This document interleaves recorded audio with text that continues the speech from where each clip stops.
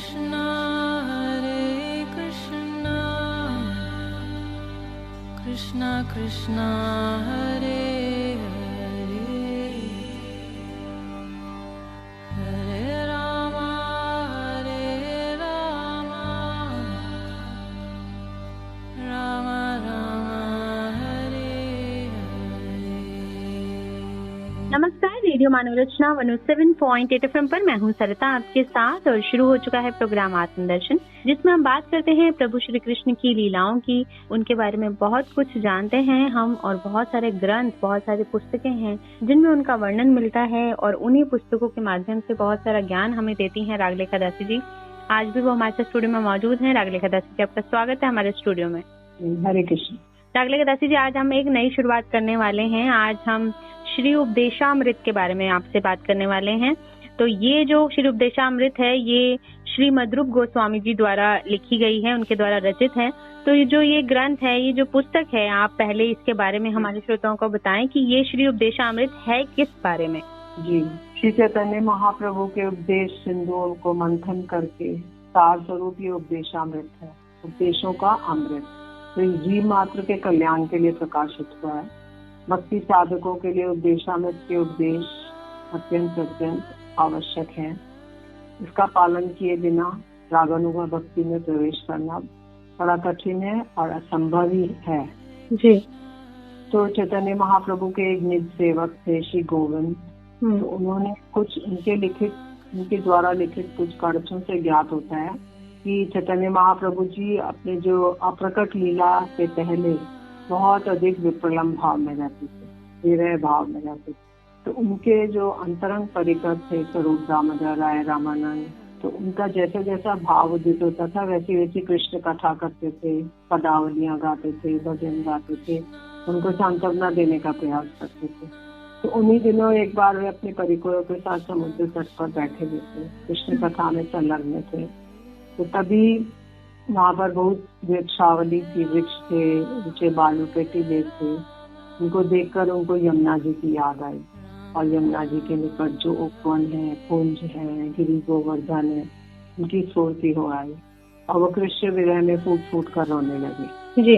कुछ देर में आवेश शांत हुआ तो उन्होंने भक्त समुदाय के साथ कुछ धीरे धीरे मधुर वाणी से जो उपदेश दिया, उन्हें रूप गोस्वामी जी ने श्लोकाकार में लिपिबद्ध कर लिया और उन्हीं जो 11 श्लोकों की समष्टि को ही उपदेशामृत कहते हैं। जी। तो हम थोड़ा श्रील रूप गोस्वामी जी के बारे में संक्षेप में कुछ चर्चा करेंगे। जी। उनका क्या जीवन चरित्र है। तो श्रील रूप गोस्वामी जी कर्नाटक प्रदेश के भारद्वाजी गोत्र के ब्राह्मण राजवंशी थे। उनके जो प्रपितामह थे वो पद्मनाभ जी, मतलब परदादा, वो कुछ एक विशेष परिस्थिति में मातृभूमि को छोड़ के बंगाल में भगीरथ जी के निकट आकर नए हाटी ग्राम में बस गए। इन्हीं के पौत्र जो थे कुमार देव, उनके 3 पुत्र थे, अमर संतोष और वल्लभ। आगे चलकर यही सनातन गोस्वामी, रूप गोस्वामी और अनुपम के नाम से प्रसिद्ध थे। इनकी असाधारण विद्वता थी, योग्यता थी, व्यवहार कुशलता। इससे मुग्ध होकर बंगाल का जो तत्कालीन शासक था, मुसलमान शासक हुसैन शाह, उसने इन्हें अमर और संतोष को सागर मल्लिक और दबीर खास की उपाधि दी और इन्हें अपना प्रधानमंत्री और उप प्रधानमंत्री बनाया।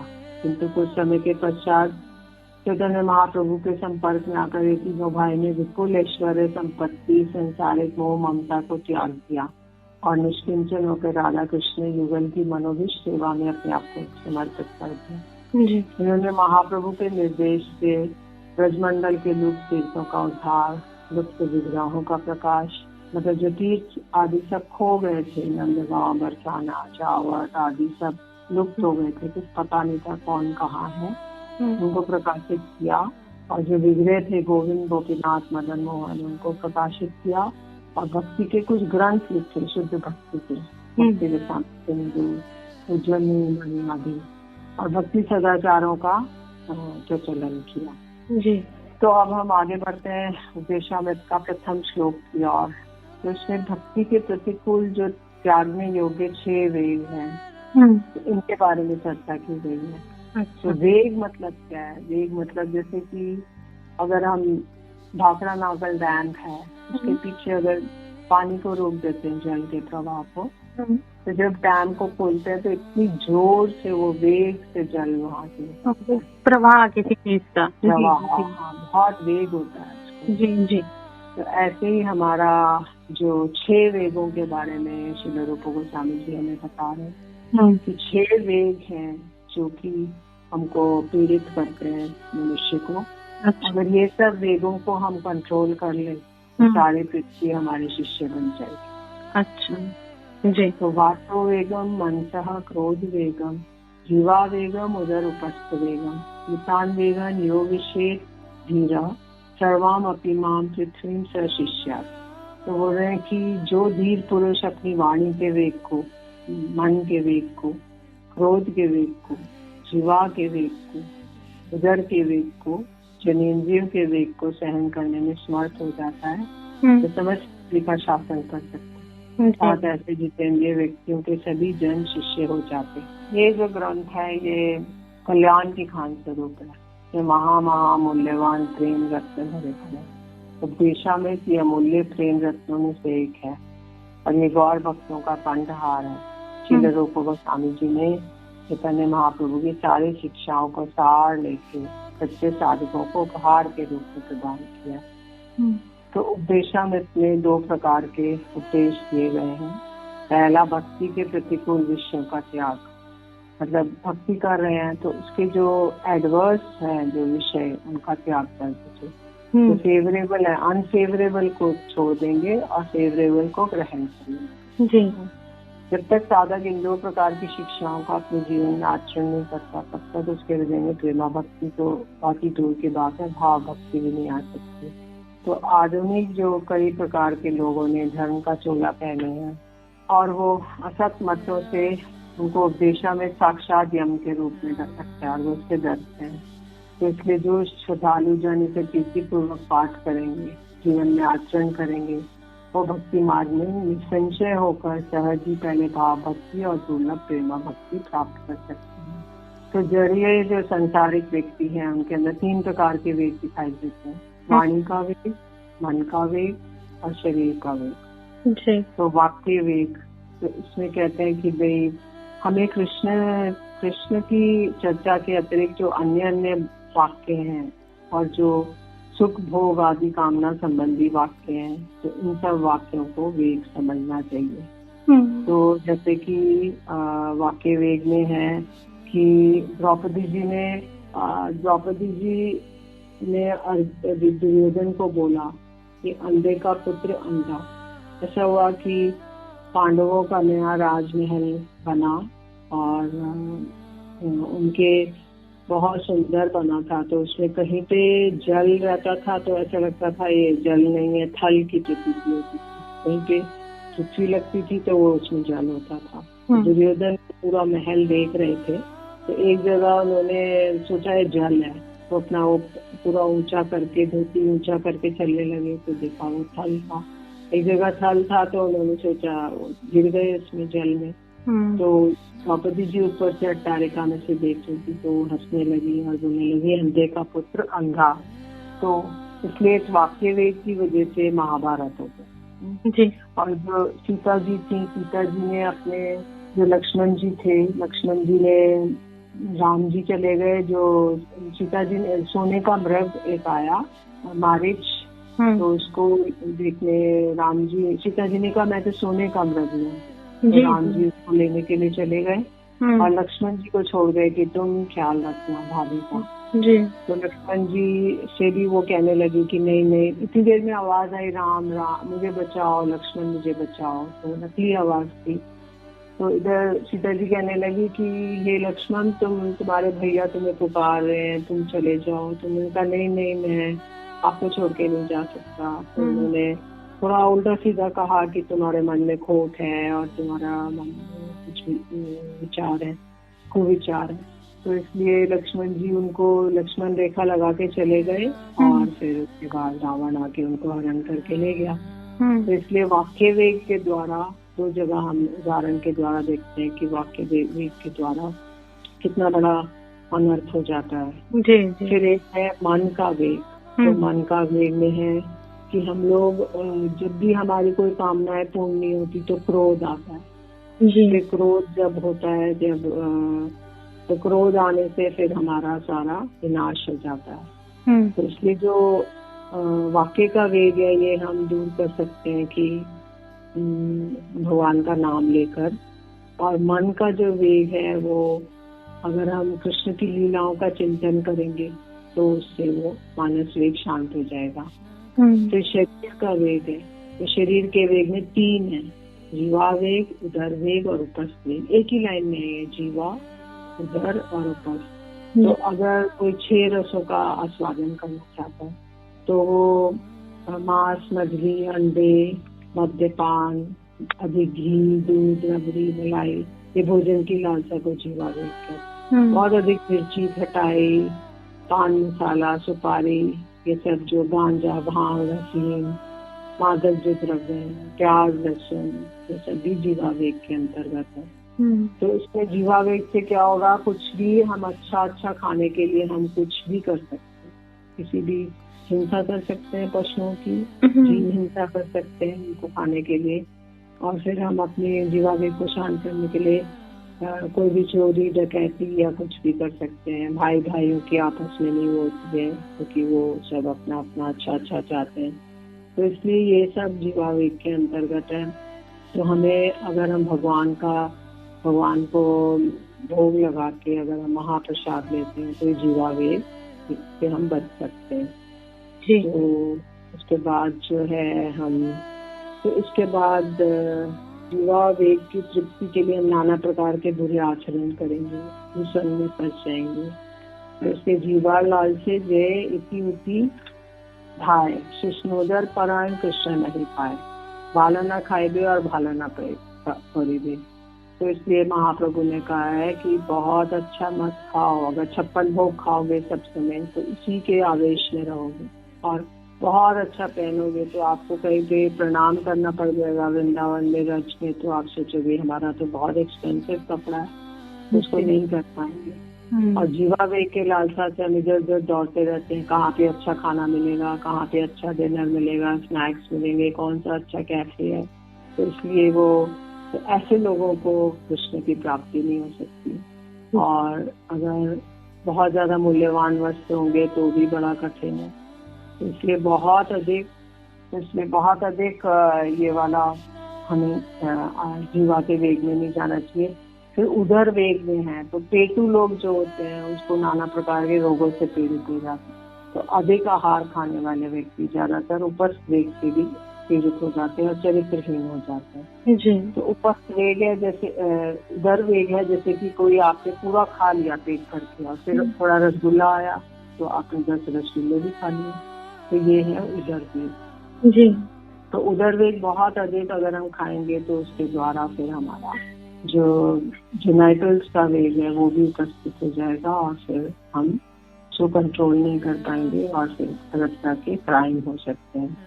तो इसलिए ये जो वेग है हम सबको अगर महाप्रसाद का सेवन करेंगे, भगवान को ऑफर करके अगर लेते हैं और एकादशी पालन करते हैं तो ये सब उदर वेग और जीवा वेग शांत हो सकते हैं।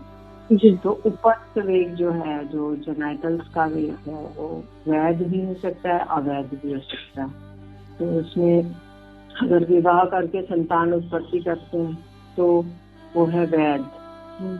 और अगर विवाह नहीं करते हैं, उच्छृंखल होके किसी भी स्त्री के साथ मिल रहे हैं तो वो है अवैध। इसलिए अवैध जो है इसमें पर स्त्री ग्रहण, अगर यदि वो सामाजिक नियमों का पालन नहीं करते और यदि गृहस्थ है तो गृहस्थ उसका पालन न करके अगर वो किसी और स्त्री के साथ जाते हैं, किसी और पुरुष के साथ जाते हैं तो इसके द्वारा वो उपस्थ वेग के अंतर्गत आता है।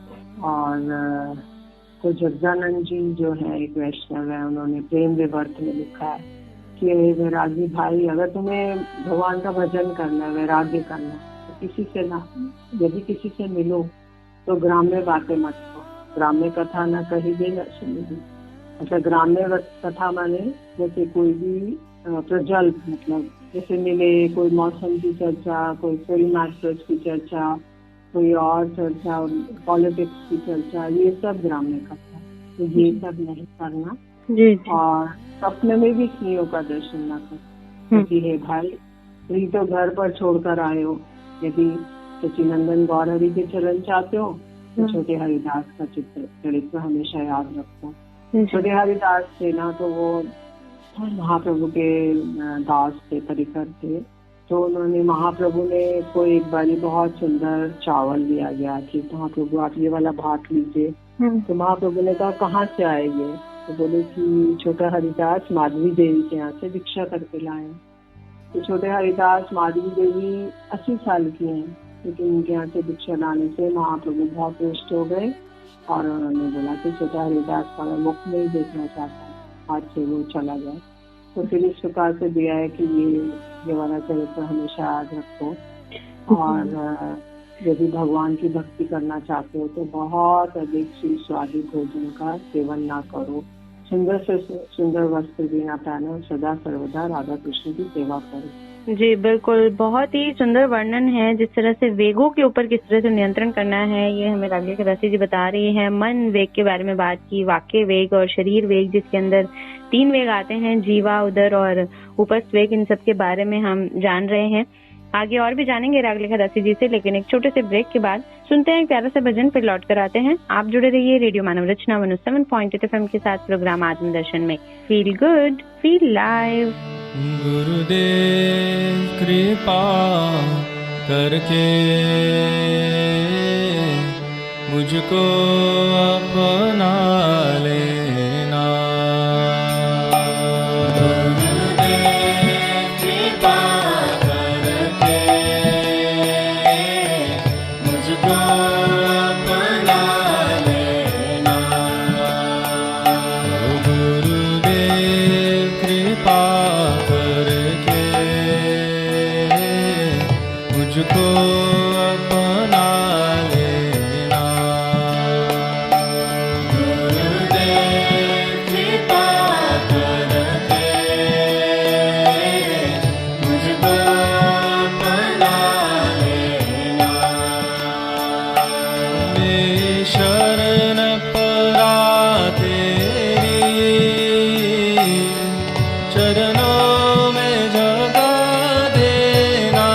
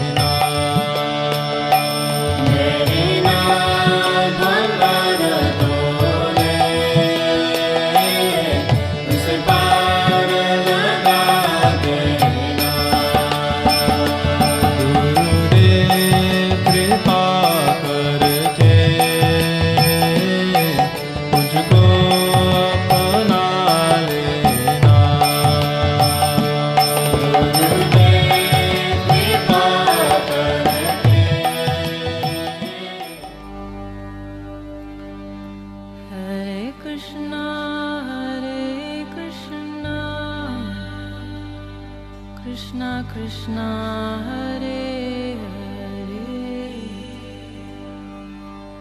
Hare Rama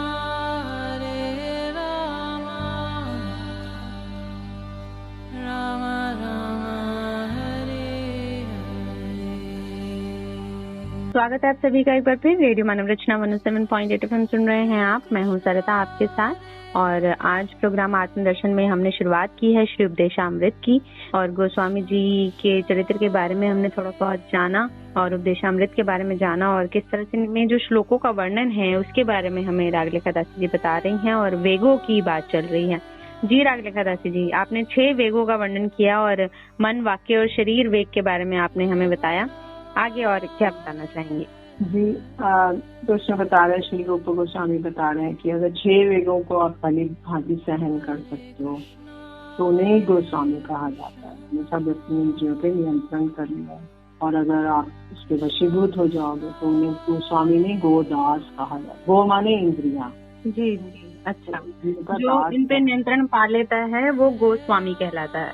जी जी। और जो नहीं तो गोदास है। ओके जी।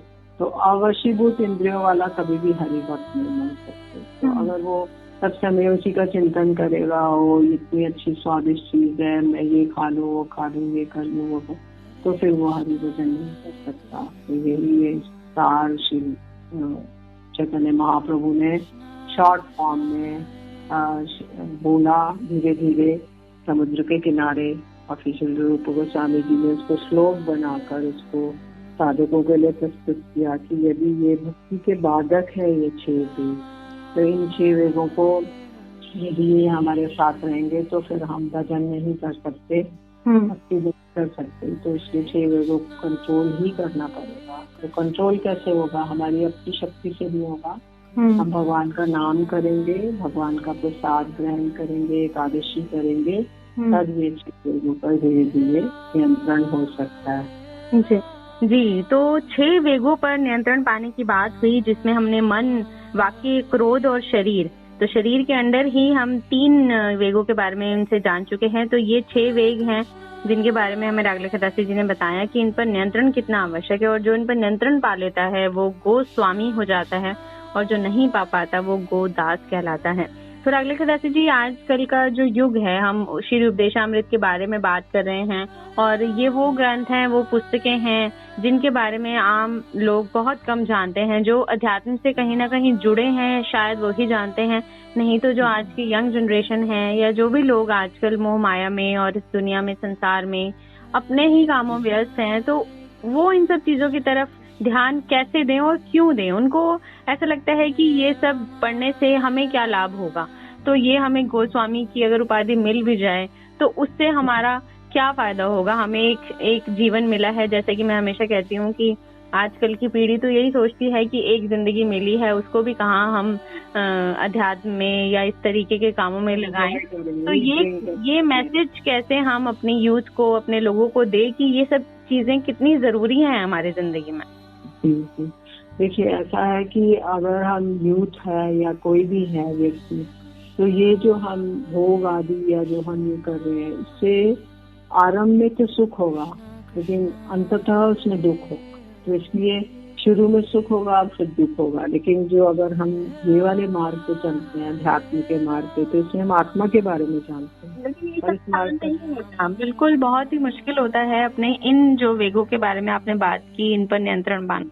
जी, तो नियंत्रण पाना तो वैसे बड़ा कठिन नहीं है। तो कोई इस मार्ग पे चलेगा और भगवान का नाम करेगा, भगवान का प्रसाद ग्रहण करेगा, तब धीरे धीरे ये कंट्रोल होगा। वैसे तो जो मटेरियलिस्टिक लाइफ में जो विषय भोग कर रहे हैं, तो उनके लिए तो बहुत कठिन कार्य है ये।